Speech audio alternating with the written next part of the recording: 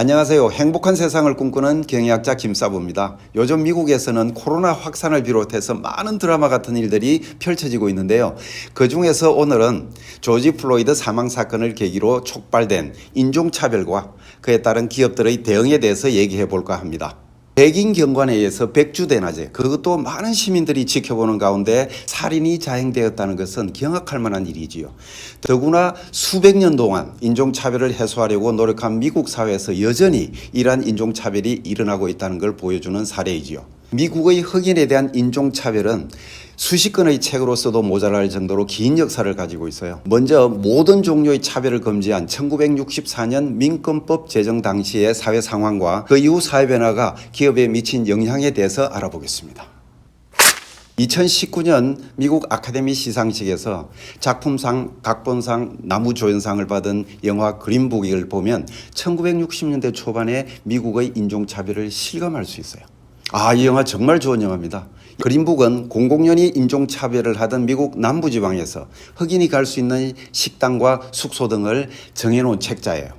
이 영화는 흑인 천재 피아니스트 돈 셜리와 그가 고용한 백인 운전기사 토니가 남부 콘서트 기행을 하면서 겪은 일을 다룬 영화인데요. 소재는 인종차별이었지만 인간 간의 따뜻한 교감을 나눈 그런 감동적인 영화였죠.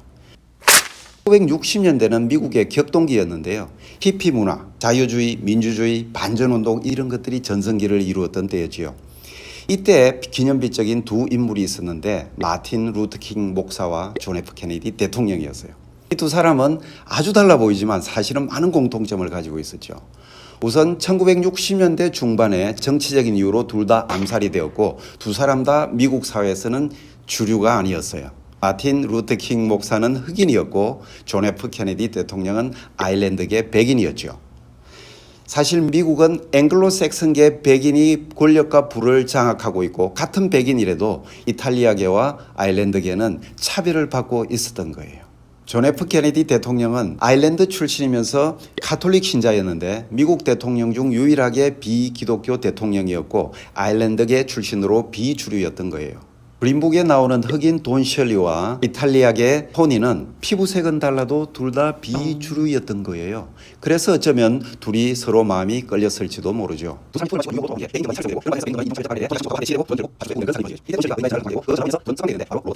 로버트 케네디는 존 F 케네디 대통령의 동생으로 1961년에 젊은 나이로 법무장관에 취임하게 되고 흑인 인권운동에 앞장선 그런 인물이었어요. 근데 불행하게도 1968년 대통령 선거에 출마하고 유세하는 도중 똑같은 이유로 암살을 당하게 되죠. 그런데 이 로버트 케네디를 비롯한 인권운동가들과 민주당 정권의 노력으로 1964년 민권법이 제정되게 되고 공공장소와 시설에서 흑백 차별이 금지가 되고 정치와 고용에 있어서 모든 종류의 차별이 법률적으로 금지가 되게 되었지요.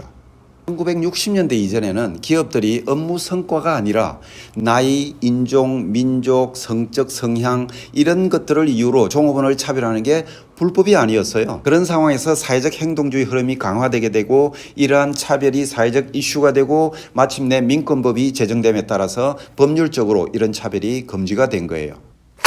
당시 많은 기업들이 성별이나 인종을 이유로 차별을 자행하고 있었고 차별 철폐 조치에 반대했었는데 이런 기업들에 대해서 로버트 케네디가 한마디 경고를 날린 거죠.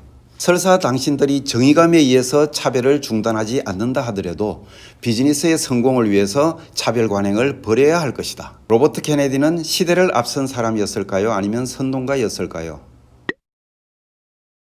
그 후 로버트 케네디의 말은 현실이 되어갔고 1970년대 들어 행동주의를 표방하는 많은 기업들이 나타나기 시작했어요. 예를 들면 1973년에 파타고니아는 친환경주의, 1976년에 바디샵은 친환경주의와 동물 실험 반대, 그리고 우리 영상에서 다루었던 벤앤제리는 친환경주의와 인종정의, 기후정의, 성소수자 평등 등의 가치를 내걸고 사업을 시작한 거죠. 1980년대 베네통은 행동주의 메시지를 광고에 잘 활용한 사례로 유명하죠. 예를 들면 에이즈에 걸린 한 남자가 병상에 누워있고 그 가족이 슬퍼하는 광고 영상이나 흑인 여자애 안겨서 젖을 먹는 백인 아기와 같은 파격적인 광고 영상으로 베네통은 행동주의 브랜드의 대명사가 되었어요. 무엇이 기업들로 하여금 이렇게 진보적인 입장을 지지하게 만들었을까요?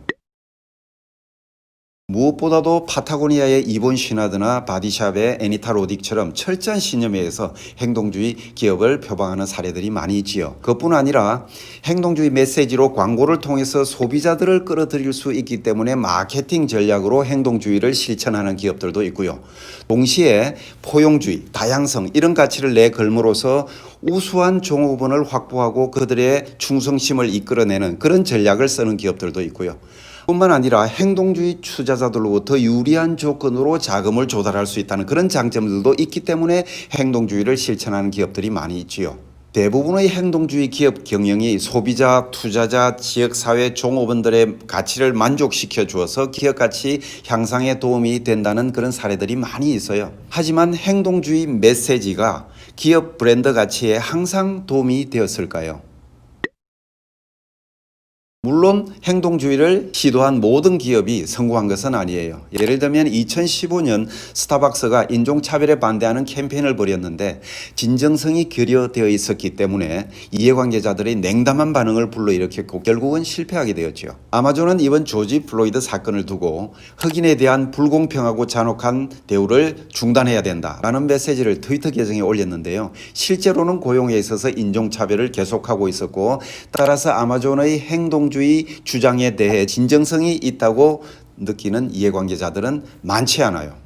뉴욕에 있는 아마존 창고의 한 흑인 종업원이 파업을 주도한 행동주의자라는 이유로 해고가 되었는데요. 그 이후 2개월 동안 해고된 모든 종업원이 흑인, 황인 아니면 여성이었다는 거죠. 그리고 트위터에 인종차별을 반대하는 글을 올리면서 동시에 대부분이 흑인인 창고 직원들에 대한 $2 급여 인상안을 처리하는 위선적인 태도로 비난을 받고 있지요. 위선적 행동주의로 비난받는 다른 회사가 로레알이에요. 로레알은 얼마 전 소수자 인권 캠페인을 벌이면서 성전환자와 행동주의 모델을 기용했는데 이 행동주의 모델이 백인 우월주의와 신나치에 반대하는 발언을 했다고 해서 해고되었지요. 이 일 때문에 로레알의 웹사이트에 있는 진정성, 용기, 투명성 같은 가치에 위배되는 행동이라는 비난을 받게 되었어요. 그런데 이렇게 철저하게 행동주의를 실천하는 기업이든 위선적인 행동주의로 비난받는 기업이든 그 수가 많지 않았는데 조지 플로이드 사건을 계기로 행동주의를 내세우는 기업들이 폭발적으로 증가하게 되었어요.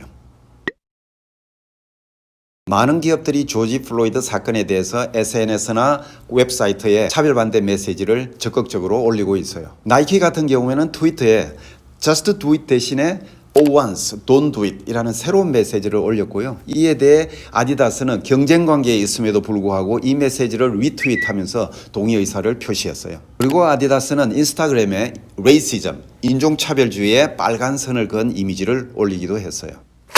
최근에 미국에는 고객관리 소프트웨어 회사 기업인 세일즈포스가 새로운 CSR이 강자로 떠오르고 있는데요. 이 회사 같은 경우에는 조지 플로이드의 죽음에 저항하기 위해서 해시태그 블랙아웃 투스데이 운동에 동참해서 화요일에 트위터 계정을 일시적으로 폐쇄하기도 했어요. 이 회사 CEO인 마크 베니오프는 공평하고 공정하고 지속 가능한 새로운 자본주의를 공개적으로 추구하고 있고 회사의 지분, 제품, 근무 시간의 1%를 자선 활동에 기부하는 1% 룰을 실천하고 있어요.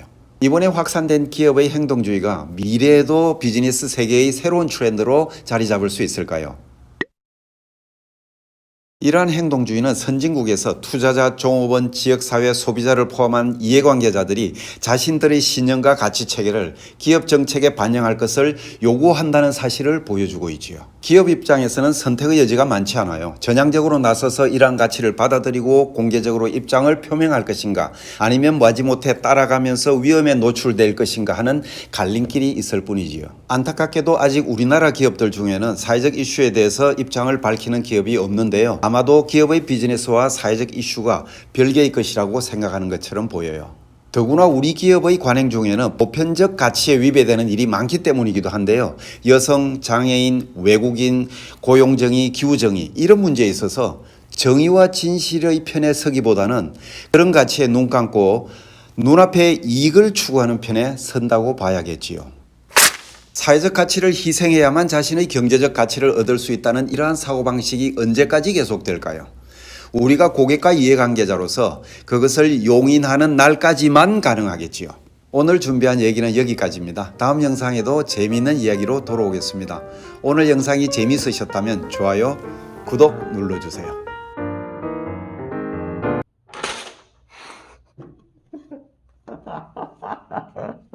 절대 좋지 않아요.